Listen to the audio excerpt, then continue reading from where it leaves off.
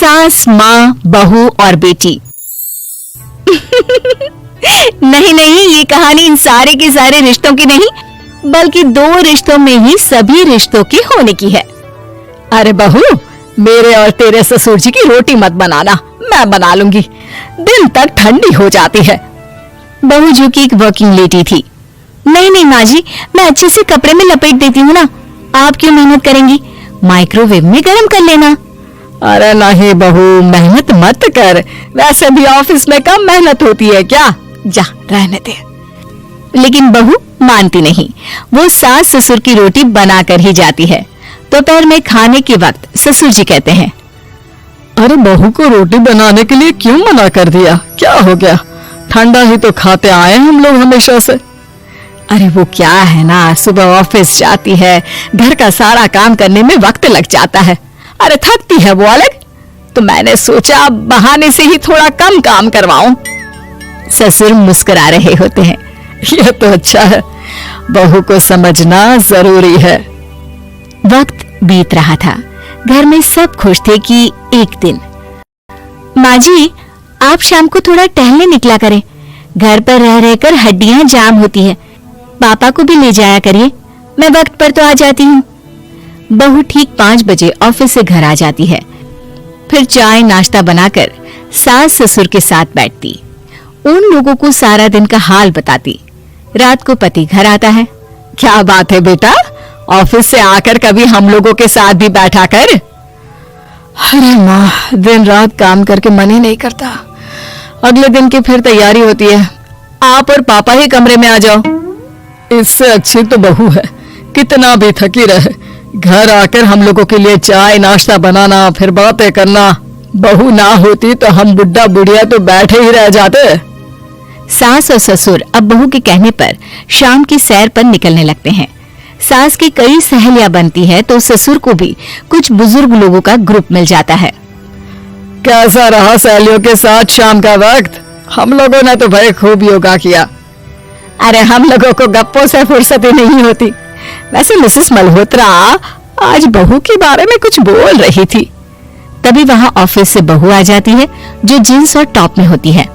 क्या बात है माँ, क्या कह रही थी आपकी सहेली आपकी बहू के लिए?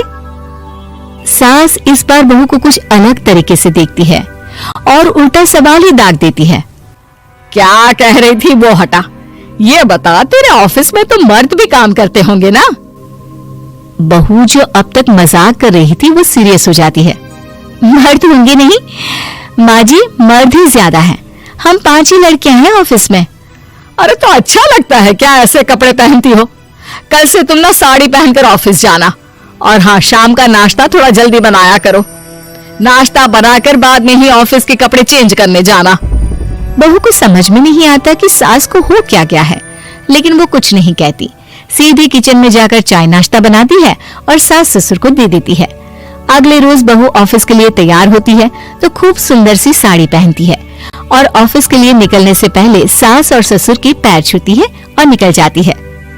क्या बात है, आज मेधा के ऑफिस में लग रहा है कोई फंक्शन है। अच्छा, पता नहीं, मुझे तो बताया नहीं, वैसे तो सारी बात करती रहती है। अरे देखा नहीं कैसे साड़ी पहनकर जा रही थी? अरे वो तो मैंने ही बोला है उसे। अरे अच्छा लगता है क्या रोज रोज ऐसे सूट या जींस में जाना? बहू हो, बहू बनकर रहो, और आप भी ना मेधा मेधा मत किया करिए, बहू बोला करिए, सर पर चढ़ जाएगी तो दिक्कत हो जाएगी। सास अब बहू को बहू जैसा रखने लगती है, हर बात पर रोका टोकी, हर बात पर ताने। क्या बात है, आजकल लेट आ रही है ऑफिस से? अरे चाय के लिए भी देर हो जाती है, हम लोग फिर पार्क में भी देर से पहुंचते हैं। सभी की बहुएं वक्त से चाय नाश्ता करा देती है अपने सास ससुर को, बस एक तू ही है जो उस वक्त ऑफिस से निकलती है। माँ जी, वो एक रास्ता पुलिस वालों ने न जाने क्यों बंद कर रखा है, जिसके कारण ट्रैफिक ज्यादा हो जाता है। मैं कोशिश करूंगी कल वक्त से पहले निकल जाऊं। ससुर देख रहे होते हैं कि बहू अब परेशान सी रहने लगी है। एक रोज, मेधा, बेटी मेधा। जी पिताजी।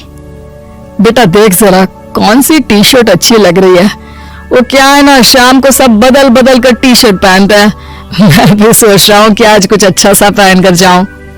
हाँ पिताजी, ये सही है। ये लाल वाली ना बहुत जचेगी आप पर। मेरे पापा पर भी डार्क रंग बहुत जचता है। क्या चल रहा है? अरे ससुर के सामने घूंघट तो छोड़ो, ऊपर से रंग बताया जा रहा है टी शर्ट का। अरे बहू, कोई संस्कार दिए नहीं है क्या तेरी माँ ने? बहू इस बार बहुत निराश हो जाती है। वो वहां से तुरंत अपने कमरे में चली जाती है। अब बहू घर का सारा काम करती, ऑफिस जाती, लेकिन साड़ी और सर पर पल्ला लेकर। एक बार पड़ोसन उनके घर आती है। वाह सुमित्रा बहन, बहू का तो रूप ही बदल दिया। ठीक किया, बहू बहू जैसी ही अच्छी लगती है। अच्छा चलती हूँ मैं। पड़ोसन के जाने के बाद सास बड़ी अकड़ के साथ कहती है, देखा मेरा कमाल, कैसे मैंने मेधा बहू को कंट्रोल में कर लिया। अब बारी ससुर के बोलने की थी। हाँ सुमित्रा, बिल्कुल ये काम तो किया है तुमने, लेकिन कभी सोचा क्या खो दिया? क्या खो दिया? मैंने तो कुछ नहीं खोया जी। खोया है, पहले बहू जब ऑफिस जाती तुम्हारे पैर छूकर तुम्हें गले लगाती, लेकिन अब सिर्फ पैर छूती है। हाँ जी, ये बात तो आप ठीक बोल रहे हैं। पहले घंटों हम लोगों से बात करती, कमरे में न जाती, ऑफिस से आते ही खुद की चाय, खाना, नाश्ता सब हम लोगों के साथ करती, सारी बात बताती। लेकिन क्या तुम्हें पता है, बहू की तबीयत खराब चल रही है, वो माँ बनने वाली है। ये बात मुझे बेटे ने बताई कि तुम्हें बता दूं। अब सास की आंख में आंसू थे। वो समझ गई थी कि लोगों के कहने में आकर उसने क्या खो दिया। शाम को बहू घर आती है तो माँ किचन में पकोड़े तल रही होती है। अरे माँ जी, आप रहने दीजिए ना, मैं आ तो रही थी। अरे नहीं, जा तू चेंज कर ले, मैं नाश्ता और चाय टेबल पर ही लगा रही हूँ मेधा। सास के मुंह से अपना नाम सुनकर बहू को बहुत अच्छा लगता है। माँ जी, कोई गलती हो गई है क्या? मेरे होते हुए आप काम करे, ये ठीक नहीं है। संस्कारी और समझदार बहू सास को माँ समझती है, लेकिन सास की बेवकूफी उसे सास ही बनाकर रखती है। बहू, मुझे भी थोड़े संस्कार और समझदार बनने का मौका दे, जिससे मैं भी बहू नहीं बेटी को देखूं तुझ में। और हाँ, मेरा होने वाला पोता क्या कहेगा कि दादी ने तो मेरी माँ को बहुत परेशान किया। बहू सास को गले लगा लेती है। नहीं माँ जी, वो कहेगा कि माँ को तो दादी ने बेटी बनाकर रखा है।